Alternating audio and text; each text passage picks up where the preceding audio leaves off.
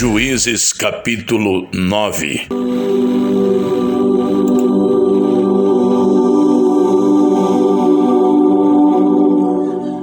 Abimeleque, filho de Gideão, foi à cidade de Siquém, onde viviam todos os parentes da sua mãe. Ele pediu que eles perguntassem aos homens de Siquém: o que é que vocês preferem? Ser governados pelos 70 filhos de Gideão ou por um só homem? Lembre que Abimeleque é do mesmo sangue de vocês.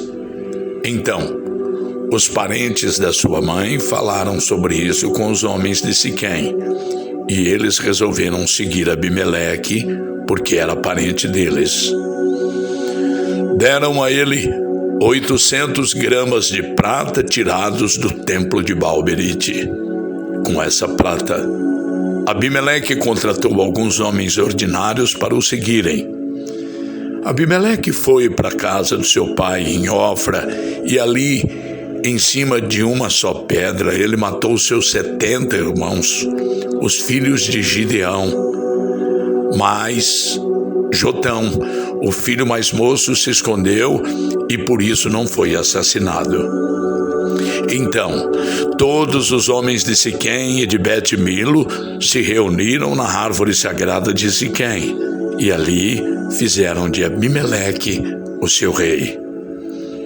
Quando Jotão soube disso, subiu até o alto do monte Gerizim e gritou para eles: homens de Siquém, me escutem, e Deus escutará vocês.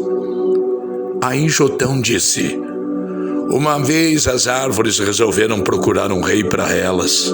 Então disseram à oliveira: seja o nosso rei. E a oliveira respondeu: para governar vocês eu teria de parar de dar o meu azeite usado para honrar os deuses e os seres humanos. Aí as árvores pediram à figueira: venha ser o nosso rei.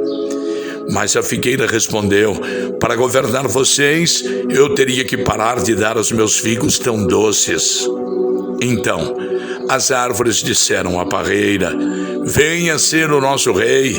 Mas a parreira respondeu: para governar vocês, eu teria de parar de dar o meu vinho que alegra os deuses e os seres humanos.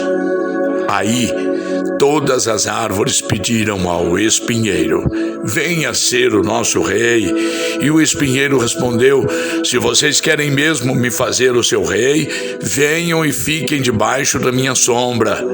Se vocês não fizerem isso, sairá fogo do espinheiro e queimará os cedros do Líbano. E Jotão continuou: será que vocês foram sinceros e homens quando fizeram de Abimeleque um rei? E será que vocês trataram Gideão e a sua família com decência e de acordo com o que ele merecia? Lembrem que o meu pai lutou por vocês. Ele arriscou a vida para salvá-los dos midianitas. Mas hoje vocês estão contra a família do meu pai. Vocês mataram seus 70 filhos em cima de uma só pedra. E depois fizeram do seu filho Abimeleque, que é filho de uma escrava, o rei de Siquém. Fizeram isso somente porque ele é parente de vocês. Agora, se o que vocês fizeram hoje com Gideão e a sua família foi sincero e honesto, então sejam felizes com Abimeleque e que ele seja feliz com vocês. Mas se não, de que Abimeleque saia fogo e queime os homens de Siquém e de Bet-Milo, e que saia fogo dos homens de Siquém e de Bet-Milo e queime Abimeleque.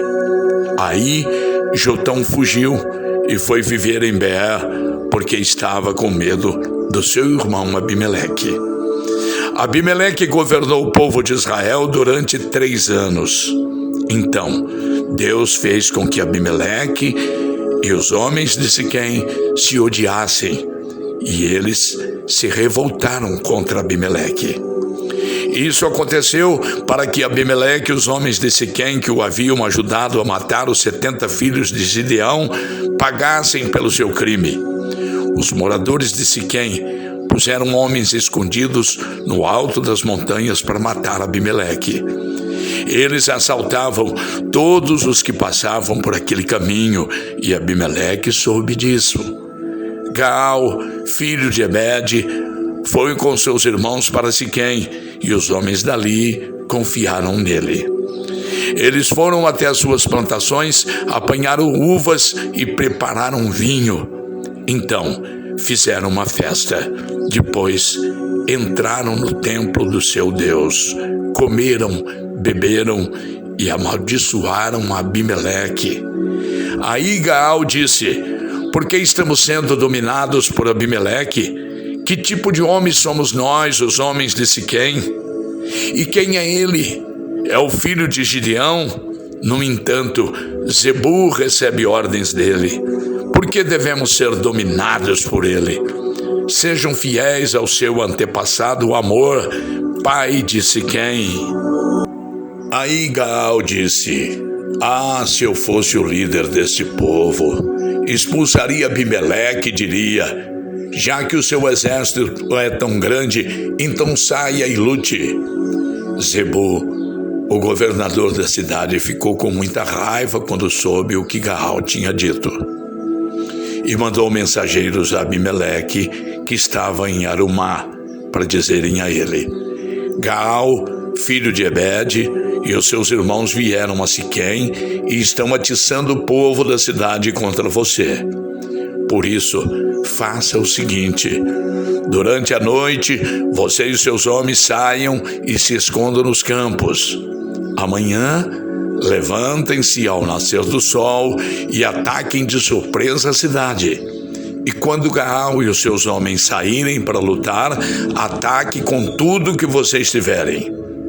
Então Abimeleque e todos os seus homens saíram durante a noite e se esconderam fora de Siquém, divididos em 4 grupos. Gaal se levantou e foi para o portão da cidade. Aí Abimeleque e os seus homens saíram de onde estavam escondidos.